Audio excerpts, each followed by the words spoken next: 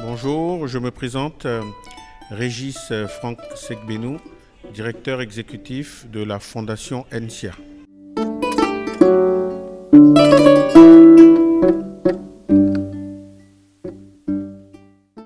Comme je viens de le dire, je suis donc directeur exécutif de la Fondation ENSIA.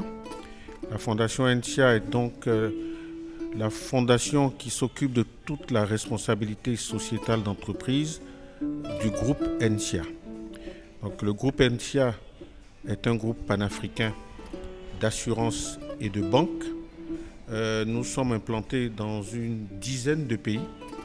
Et donc aujourd'hui, notre objectif en tant que Fondation ENSIA, c'est de pouvoir donc développer tous ces projets sociaux au niveau des filiales que nous avons dans ces différents pays, en Afrique de l'Ouest francophone, en Afrique centrale, au Nigeria et au Ghana.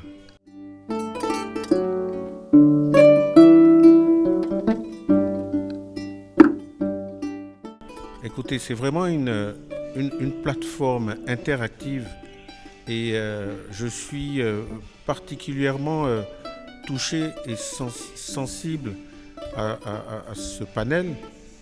Comme je l'ai dit ce matin lors de la séance de travail, c'est une très très belle opportunité.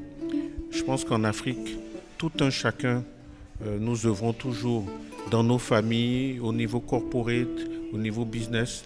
Nous faisons de la philanthropie, mais il est vraiment très important de pouvoir se retrouver autour de tables rondes avec des personnes ressources de qualité et que ces tables rondes, ces échanges puissent nous permettre à tous de pouvoir, un temps soit peu, à tous les niveaux, faire bénéficier nos populations, faire bénéficier autour de nous, parce que la philanthropie, comme je dis, ça touche tout le monde. Le groupe ENSIA, comme je l'avais dit aussi ce matin, étant un groupe d'assurance et de banque, nous sommes régis par vraiment des lois très strictes, ce qui nous amène aujourd'hui à faire de telle sorte que nos projets soient vraiment des projets très focus sur les besoins des populations au niveau des pays où nous sommes implantés. Et encore une fois, merci à Trust Africa de nous permettre aujourd'hui de nous réunir ici.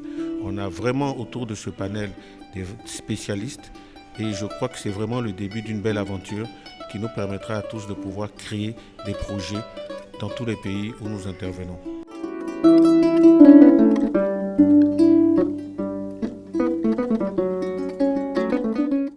Écoutez, comme je dis, nous sommes un peu le dernier venu. Il se trouve que pour ma gouverne, pour ma petite personne, comme je l'ai dit ce matin, malheureusement ou heureusement, au niveau de la philanthropie dans nos pays, on constate que les francophones, nous sommes encore un peu à la traîne. Les anglophones ont plus le mindset de comprendre ce que c'est que la philanthropie, la RSE. Cela augure d'un bel avenir et il faudrait que justement à tout point de vue, on puisse, à travers ce genre de panel, le structurer pour faire de telle sorte que nos actions, nos projets soient concrets.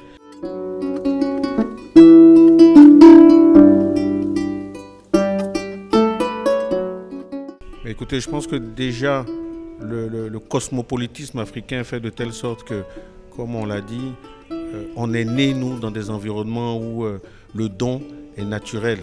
Donc il y va de soi que dans tous les pays, dans toutes les régions, chacun a sa façon à lui d'exprimer cette philanthropie.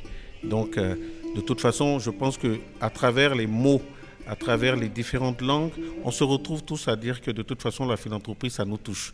Mais maintenant, c'est comment l'implémenter, comment le structurer et comment faire de telle sorte qu'on puisse ensemble vraiment développer des vrais projets. C'est-à-dire qu'il faut le mutualiser. On ne devrait pas chacun de nous rester dans son coin et faire de la philanthropie. C'est vrai que ça se fait, on a toujours fait ainsi, mais je pense que pour pouvoir avoir accès à une envergure beaucoup plus grande, aujourd'hui nous sommes obligés de passer par ce genre de panel et cette initiative de Trust Africa, je pense, doit être reprise afin de faire de telle sorte qu'on puisse le faire beaucoup plus souvent.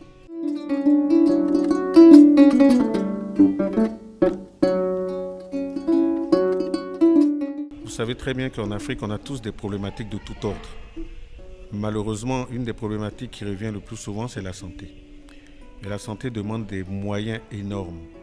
Aujourd'hui, les philanthropes, que ce soit les personnes ressources, que ce soit le corporate, on a vraiment besoin ensemble de pouvoir développer nos axes.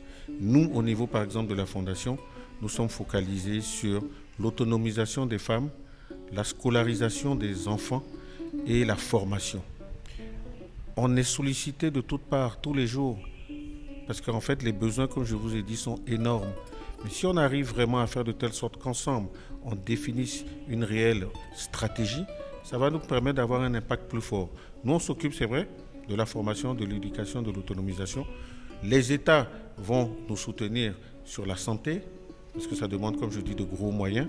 Mais en fait, il va falloir mutualiser, il va falloir nous faire connaître aujourd'hui. C'est-à-dire qu'à travers ce genre de panel, ça va nous permettre d'avoir une aura, ça va nous permettre de rendre nos actions crédibles. Les francophones sont un peu craintifs dans nos différents États parce qu'ils ont toujours l'impression que les moyens qu'on a ne sont pas forcément utilisés à bon escient.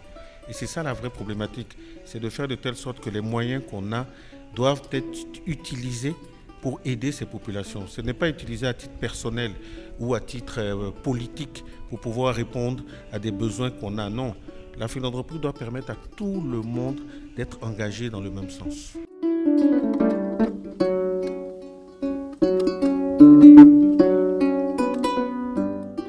Et les philanthropes, on les attend. On les attend impatiemment.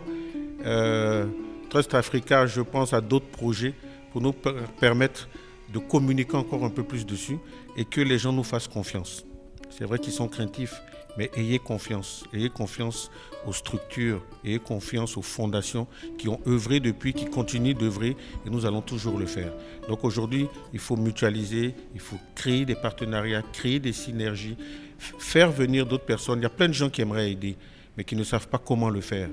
Il faut qu'ils utilisent les bons moyens, qu'ils soient dans des structures fiables, concrètes, et ensemble on fera de belles choses.